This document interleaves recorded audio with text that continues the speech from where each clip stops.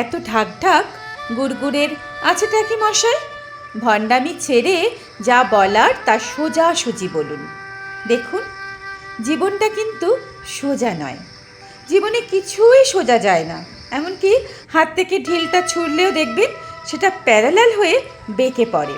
একটা গাছ, সেও কি সূর্যের দিকে প্রথমেই সিধে ওঠে, গোড়ায় একটু আঁকে বাঁকে, তারপর তাল নারকেল খেজুর টেজু দু একখানা ছাড়া। কিন্তু তাদের শেকড়গুলো নেড়ে চেড়ে দেখেছেন কি? বলুন তো, মাটির নিচে গিয়ে তাদের সোজাসুজির জারি জড়ি খাটে কিনা? সেখানে তেনাদের একেবারে ভিন্ন মূর্তি। নদীর কথা বাদই দিচ্ছি, এই আপনাদের মহাদাশয় সমুদ্রের কথাটাই ধরুন। একখানা ঢেউ কি সে সিধে পাঠায়? আর এই যে পূজ্যপাদ ও হিমালয়, তার কোনখানটা সোজা মশাই? তুচ্ছ বাতাস, ঈশ্বরের ফুঁ, সেও কি খুব সোজা ধায়? ক্ষণে ক্ষণে দিক পাল্টায়।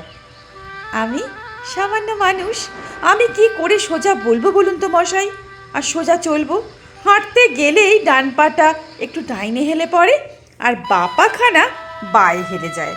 সেই ছোট্টবেলা থেকে ঢের চেষ্টা করে দেখেছি মশাই, কিছুতেই নাকের সোজা হাঁটতে পারি না। একে আপনি কি বলবেন? আমাকে কি বলবেন? দুমুখো সাপ? দেখুন দাদা, দুটো জিনিস কেবল সোজাসুজি চলে, আকাশ ফুঁড়ে বৃষ্টি আর চক্ষু ফুঁড়ে জল। আর একখানা কথাই কেবল সোজাসুজি বলা যায়, কি বলুন তো? মিথ্যে।